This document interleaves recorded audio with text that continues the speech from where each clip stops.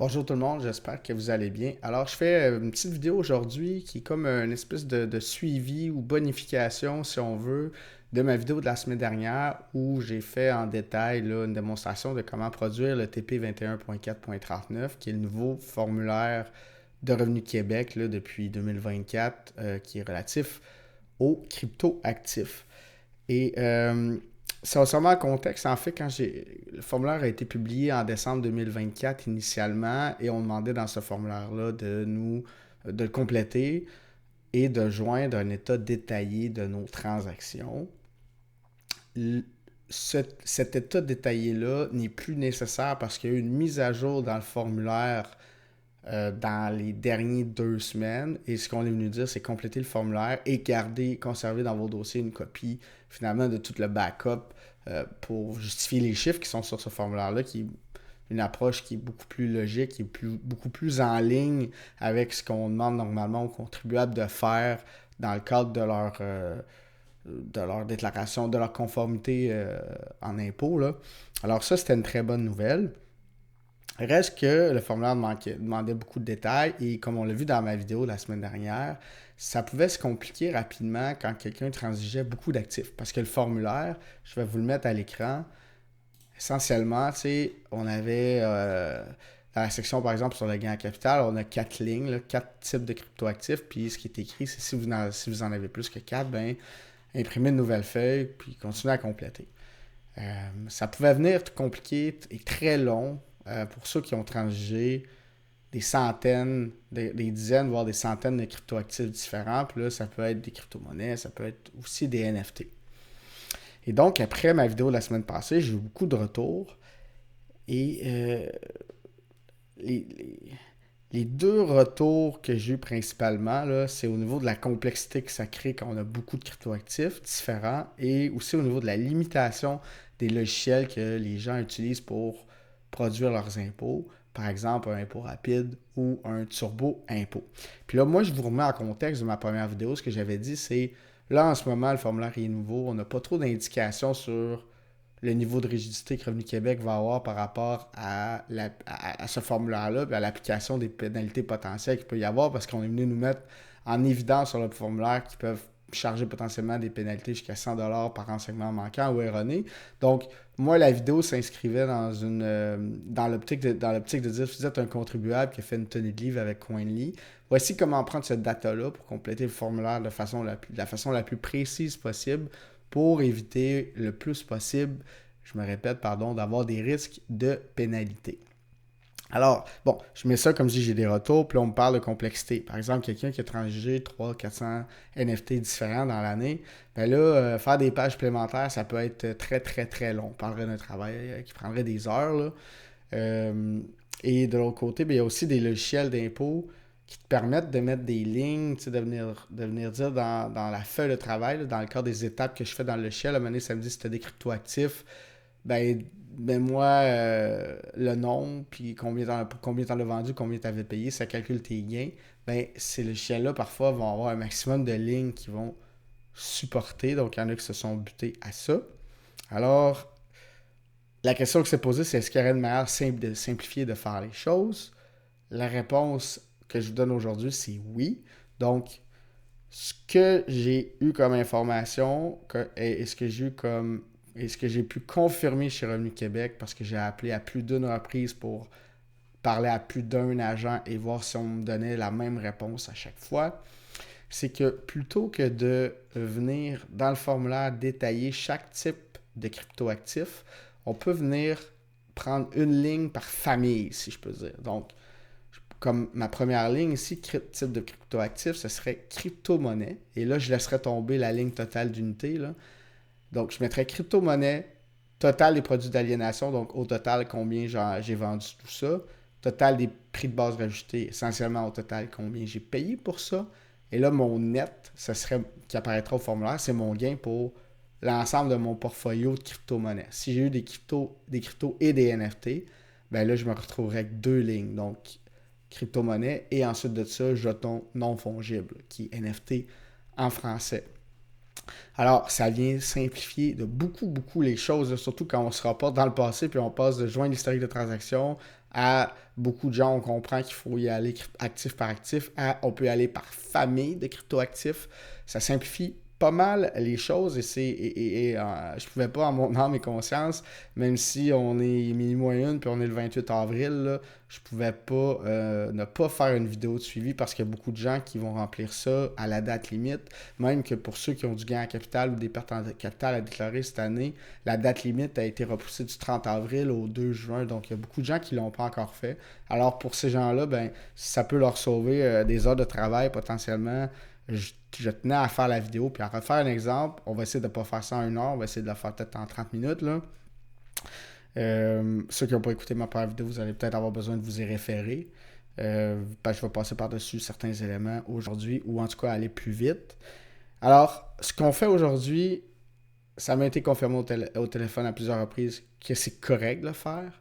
Il n'y a pas encore d'écrit sur le site de Revenu Québec ou autres qui viennent dire comme hors de tout doute que c'est bon. Là. Moi, on me l'a communiqué oralement. C'est des agents qui me l'ont communiqué. Donc, je vais vous montrer la méthode simplifiée, puis je vais terminer avec une méthode simplifiée bonifiée pour quelqu'un qui se dit moi, là, j'ai trop transigé d'actifs, je ne peux pas faire le détaillé, mais je veux en même temps minimiser l'échange de pénalités en sauvant le plus de temps possible. Je vais vous montrer comment faire ça. Pour ceux qui ont transigé 3 ou 4 types de cryptoactifs, ben, je vous encourage à utiliser la méthode détaillée quand même en écrivant, si j'ai transigé du Bitcoin, de l'Ether puis du USDC dans mon année, mettez les 3 séparés, là, c'est pas beaucoup plus long, puis vous êtes sûr d'être correct.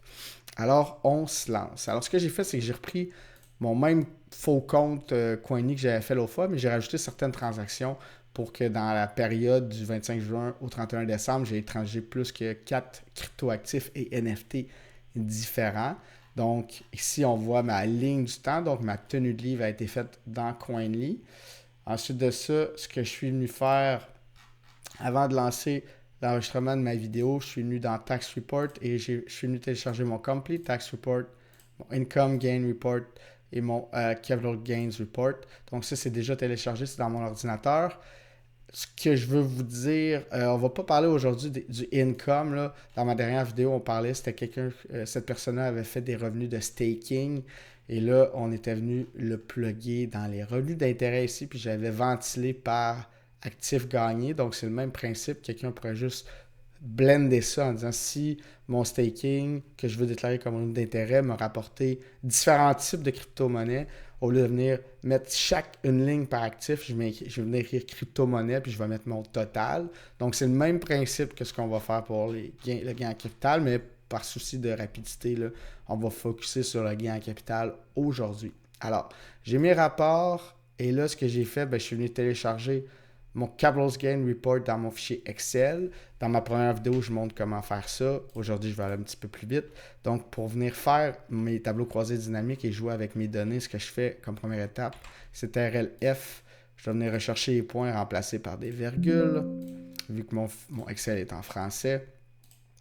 Maintenant que c'est fait sur une autre feuille, je vais venir me faire un sommaire. Donc là, mon sommaire, ce qui m'intéresse, c'est ma période 1, qui, elle, va du 1er janvier au 24 juin inclusivement. Parce qu'on rappelle qu'on nous demande cette année, vu qu'il était censé avoir des changements sur le gain en capital, de faire un split entre 1er janvier au 24 juin et ensuite 25 juin au 31 décembre. Donc, insertion, tableau croisé dynamique. Je vais venir chercher mes données qui se rapportent à la période jusqu'au 24 juin. Alors, mars, mai, et ensuite de ça, je tombe en septembre. Alors, OK, je crée mon tableau croisé dynamique, je sélectionne actif. Là, on peut voir que le seul actif dont j'ai disposé pendant ma période 1, c'est de l'Ethereum. Je vais faire mon tableau, puis on va aller voir la ligne du temps rapidement. Là. Alors, ce que je veux, c'est mon amount, mon somme de amount, donc combien j'en ai transigé, ce que j'ai reçu et combien ça m'a coûté. Je vais aussi mettre mon gain loss total. Puis là, juste valider que les chiffres ici, ça balance. Donc, j'ai fait proceeds moins cost, ça me donne une perte de 56 et 53. Donc, pour ma période 1, c'était super simple. Comme je dis, j'ai transigé juste de l'Ether. Puis là, on pouvait voir dans mes transactions parce que j'ai acheté avec du dollar canadien du Bitcoin. Suite de ça, j'ai envoyé mon Ether sur mon Ledger, mon Bitcoin sur mon Ledger. Ensuite, j'ai envoyé sur Kraken pour staker. Pas de disposition là dans ce cas-ci. Et après ça, en mars, ben, j'ai vendu beaucoup d'Ether pour des NFT, des Pudgy Penguins, du Link, de l'Uni. Ensuite de ça, mon staking. En mai, j'ai vendu de l'Ether pour des meme coins. Donc, on voit que jusqu'au 24 juin, j'ai que vendu de l'Ethereum. J'ai acheté d'autres crypto-monnaies alternatives, mais la seule que j'ai disposée, c'est de l'Ether dans le cadre de ces achats-là. Alors, période 1, ben là, c'est facile.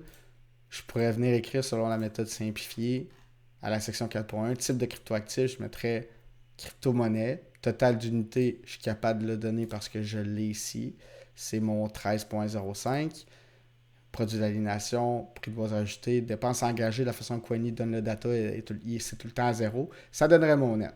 Là, on s'entend, j'ai un actif. Quand je suis capable de le faire, ça ne me coûte rien. Là. Au lieu d'écrire type de cryptoactif, crypto-monnaie, je vais écrire directement Ether ou ETH pour qu'on sache de quoi on parle. Je vais donner la ventilation. Alors, ensuite de ça, je passe à la période 2. Et là, ma période 2, c'est du 25 juin au 31 décembre. Et là, pour faire ça, je vais venir dupliquer cette page-là de mes transactions. Et je vais venir supprimer mes transactions qui allaient jusqu'au 24 juin, pardon. Ensuite, tableau croisé dynamique. Je prends mes données.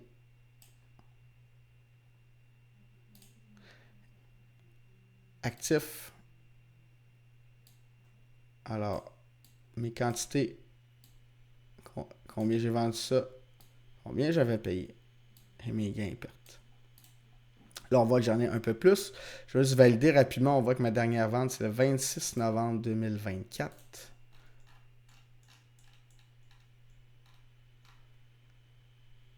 Et c'est bien le cas. Là, ici, c'est écrit le 27, c'est que Coiny, la tenue de livre est toujours faite dans le time zone UTC 0.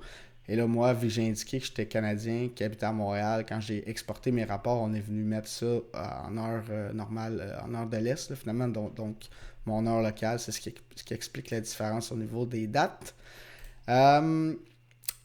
Excellent. Donc là, je me retrouve avec un tableau qui vient blender mes cryptos, mes NFT. Mais là, ce que j'ai dit, c'est que selon la méthode simplifiée, je vais séparer par famille de cryptoactifs, donc par type.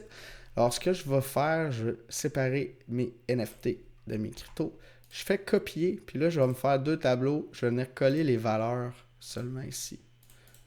Collage spécial, coller les valeurs. Et là, dans ce tableau-là, ça va être juste mes cryptos. Donc, je enlève mes NFT. Dans le rapport, c'est facile de trouver les NFT au niveau de Coiny parce qu'on vous met la collection. Ici, c'est pas Penguins. Là. Et le numéro, ben, c'est le numéro du NFT parce qu'on se rappelle que chaque NFT est unique. Chacun est un actif unique. Alors, je peux faire un cost tracking de chacun d'eux parce qu'ils ne coûteraient pas le même prix si on n'a pas les mêmes traits, par exemple, au niveau de la rareté. Là. Alors, j'enlève mes NFT dans ce tableau-là. Je vais enlever mon total. Et là, ici, c'est l'inverse. Je garde que mes NFT.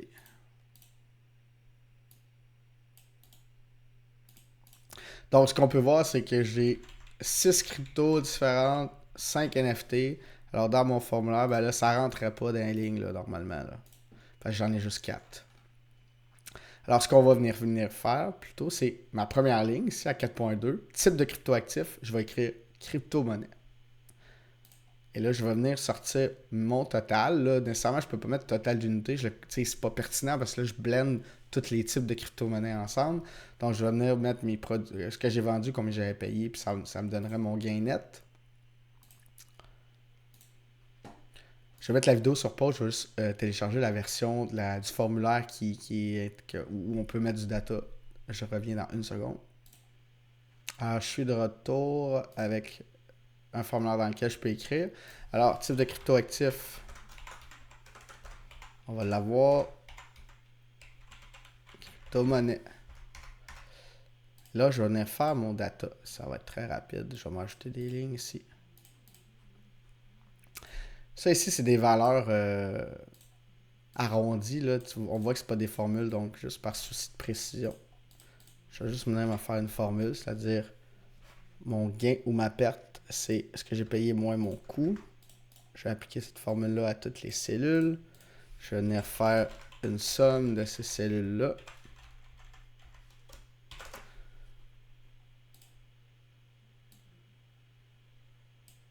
Et là, je fais la même chose. J'ai glissé ma formule pour avoir ça ici. Je vais mettre des dollars comme ça. Et ici, je vais rajouter des virgules. J'ai bien travaillé. Puis là, vous allez voir pourquoi je prends le temps de faire ça. Là. Je travaille tout le temps avec des 8 décimales.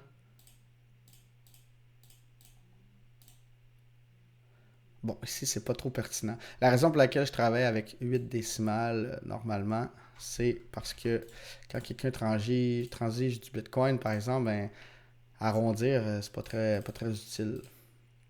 Étant donné que 0.1 Bitcoin, ça vaut cher, mais si j'arrondis à l'entier le plus près, c'est 0, là. Donc là, ici, j'ai juste besoin de ces décimales-là. Je vais me limiter à ça. Fait que lui, si je l'avais fait au début, j'aurais gagné du temps, là. Bon, ETH 077 59.37, le reste c'est beau. Parfait. Donc là, j'ai mes sommes, mes quantités d'unités transigées sont exactes. Tout est exact. Alors, ce qu'il me reste à faire, ce serait d'écrire crypto-monnaie. Là, je vais tasser ça dans mon autre écran pour compléter. Total des produits d'aliénation, ce qui était écrit, c'est 18, 8, 3, 3, 95. Combien j'ai payé? 11, 9, 6, 3 et 19. Parfait. Et là, on va venir faire la même chose.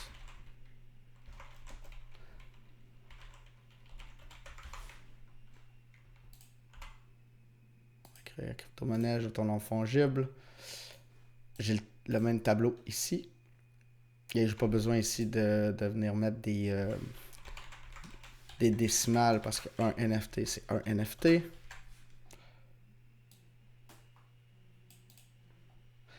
Ici, je peux mettre la quantité transigée, là, si je veux, vu que c'est 1, mais je pourrais le laisser libre. Là. Moi, je vais le laisser libre pour être consistant dans ce que je fais. Conséquent, plutôt, pardon.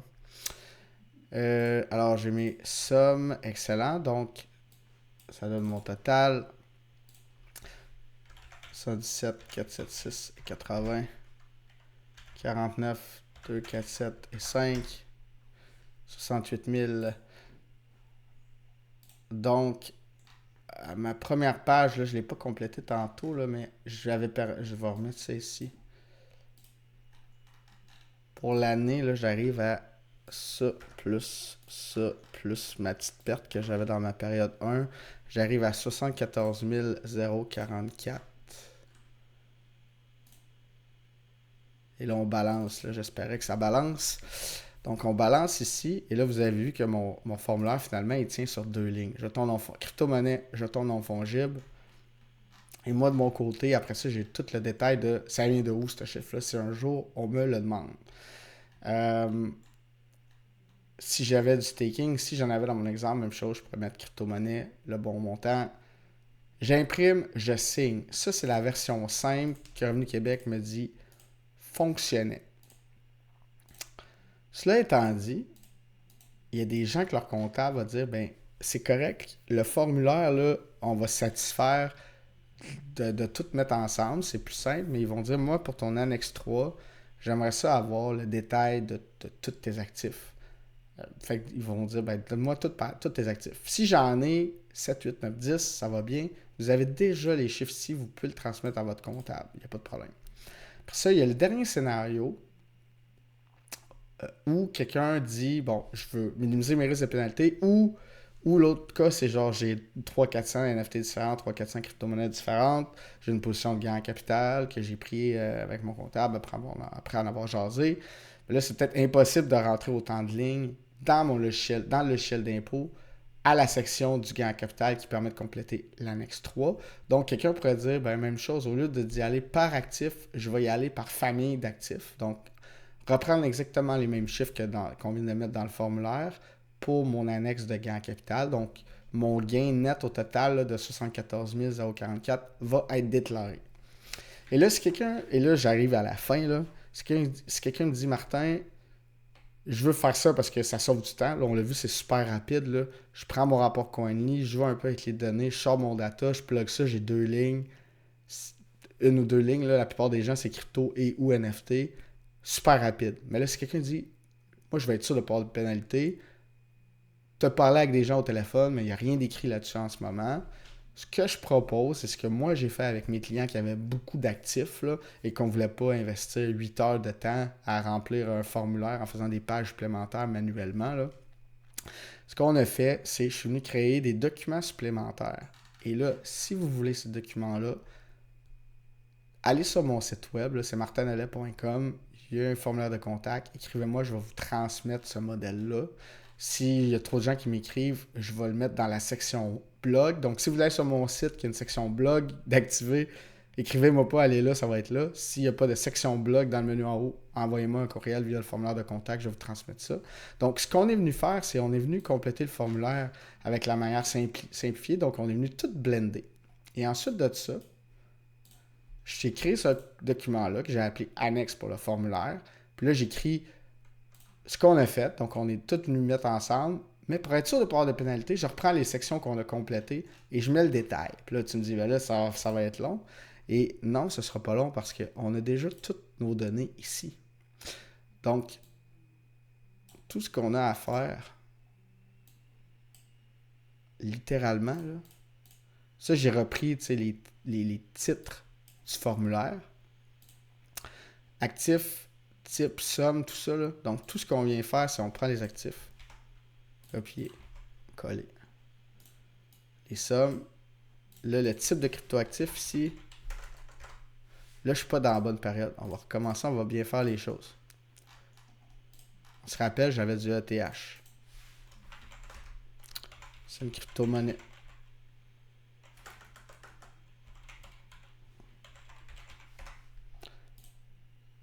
Unité proceeds. Comme ça. Parfait. Là, je vais ajouter mon... Parce que mon formulaire a l'air, là, je n'ai juste une, fait que c'est pas très long.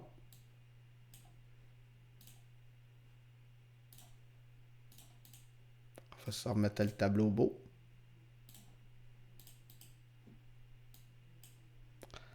En dollars. Section 2 maintenant, on va se rajouter des lignes parce que, oups, j'ai un peu plus de stock.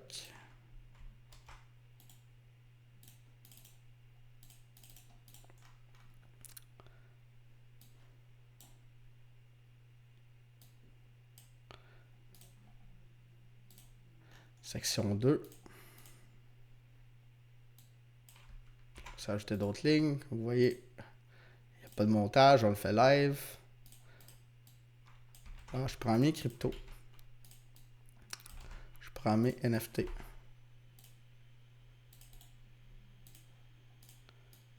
Je prends mes valeurs. Je prends mes valeurs. On va remettre ça beau.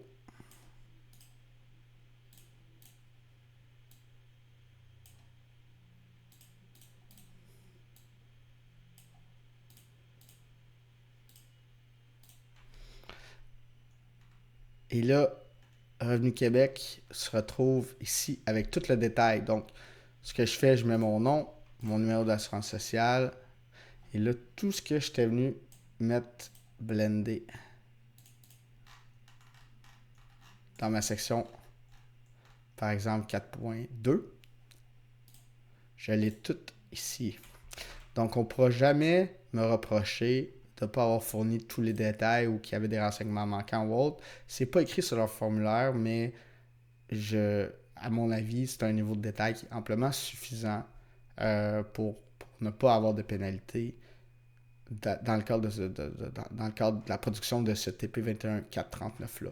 Donc, je vais juste compléter comme il faut ici ma feuille. Ici, c'est des crypto-monnaie de ton nom fongible. Et là, comme ça, ben, on se retrouve avec les mêmes chiffres, mais ils vont voir exactement c'est quoi mes actifs.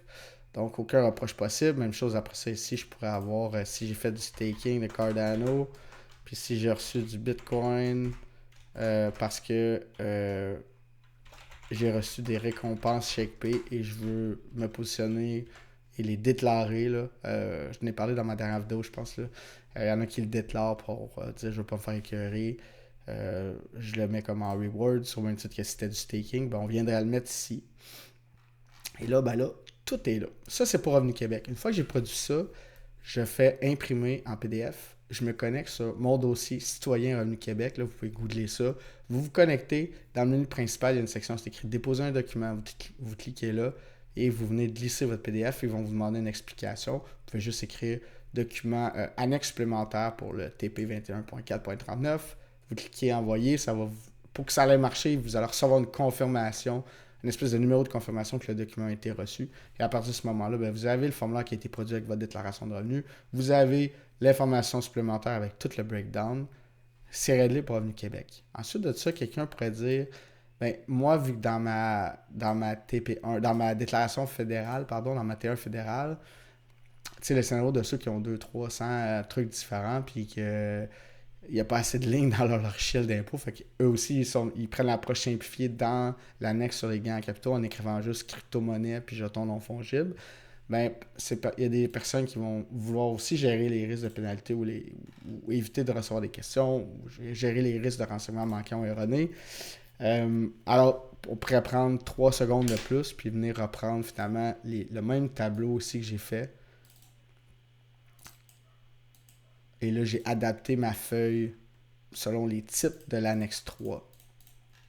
Et là, j'ai fait l'annexe 3 parce qu'au niveau de Québec, je ne viendrai pas mettre un document de support pour mon annexe de gain en capital Québec parce que j'ai le détail dans mon annexe sur les cryptoactifs qu'on vient de faire ensemble. Donc, la même chose, je viendrai juste copier, coller dans ces tableaux-là. Et au niveau. Puis là, je ne mettrai pas mes revenus d'intérêt parce que là, au niveau fédéral, on se concentre que sur le gain en capital. Là. Parce que mon revenu d'intérêt, il n'est pas dans cette annexe-là, il va se remplir tout seul et je n'ai pas l'équivalent du TP 21.4.39 au fédéral. Donc, Québec, annexe pour le TP 21.4.39. Fédéral, si vous voulez être safe, on vient créer cette annexe-là. Puis là, j'ai appelé ça document au support de l'annexe 3. On copie-colle et là, il se retrouve avec le détail par actif, chose qui était comme difficile à entrer dans les logiciels pour certaines personnes. Donc, et même chose, on se connecte à mon dossier citoyen ARC, on clique sur déposer un document, puis on vient mettre notre PDF. Avec ça, on va l'appeler la méthode simplifiée bonifiée. Je serais très surpris que vous ayez des reproches comme quoi il manquait de l'information ou qu'on tente d'appliquer des pénalités pour renseignements manquants, autant au fédéral qu'au Québec. Cela étant dit, je tiens à le dire, la méthode simplifiée qui tient sur 2 lignes, on va confirmer à plus d'une reprise au téléphone chez Revenu Québec que c'était suffisant. Là, la petite annexe que j'ai rajoutée, c'est pour quelqu'un qui veut prendre un 20 minutes de plus pour dire « Moi, je vais être sûr de ne pas avoir de problème ». C'est une possibilité qui est là. Vous pouvez en parler à votre comptable avant si vous voulez. Comme je dis, moi, je l'ai fait avec les clients pour lesquels je m'occupe de leur formulaire parce que c'était pas beaucoup plus long. Puis comme ça, on limite les risques de chicane là, si jamais il y a un autre changement de position parce que là, ça bouge beaucoup puis ça bouge vite chez Revenu Québec au niveau des cryptos. Alors, voilà, c'est la vidéo que je voulais faire. J'espère qu'on n'est pas trop long dans le temps puis qu'on est plus autour de 30 minutes que de 60 minutes. J'espère que ça va avoir été utile encore une fois. Et comme je disais, je sentais le besoin de le faire parce que la méthode que j'ai mis l'autre fois, c'est la méthode détaillée, ça fonctionne très bien. Mais effectivement, que pratico-pratique, quand les gens ont des centaines d'actifs, c'était très, très difficile à faire pour ne pas dire irréaliste là, pour certaines personnes. Et faut faire attention, hein, c'est pas parce que j'ai 300-400 actifs que nécessairement je vais pas une entreprise. Ça, c'est mon avis bien personnel. des fois, c'est juste quelqu'un qui joue à un jeu vidéo Web3, puis que dans ce jeu vidéo-là, ben, à toutes les fois que j'ai un item dans le jeu, c'est un NFT qui se crée, je le reçois dans mon wallet, puis des fois, je peux l'échanger contre d'autres NFT où je les merge ensemble, puis ça change mon item dans le jeu. Donc, je me retrouve avec beaucoup, beaucoup de transactions, beaucoup, beaucoup d'items, mais c'est pas que je suis un trader nécessairement, c'est juste que le jeu que j'utilise ou l'application que j'utilise génère beaucoup d'actifs différents. Donc, ça peut être un cas de figure où j'ai plein d'actifs, mais je ne parle pas nécessairement une entreprise. Là, alors, j'arrête ici. Comme j'ai dit, si vous voulez les modèles de documents que j'ai fait là, pour les documents au support de l'annexe 3 ou l'annexe pour la TP1, l'annexe pour le TP 21.4.39, pardon, je commence à être fatigué, j'ai hâte que le 31 avril arrive.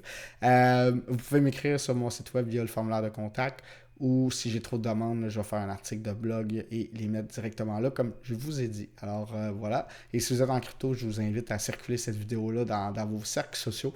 Ça va être très utile pour ceux qui sont dernière minute, pour être certain qu'ils voient la dernière version, cette dernière vidéo-là, qui est la version avec la possibilité de faire le formulaire de façon simplifiée. Ça devrait leur sauver pas mal de temps. Alors je vous remercie. Bonne journée.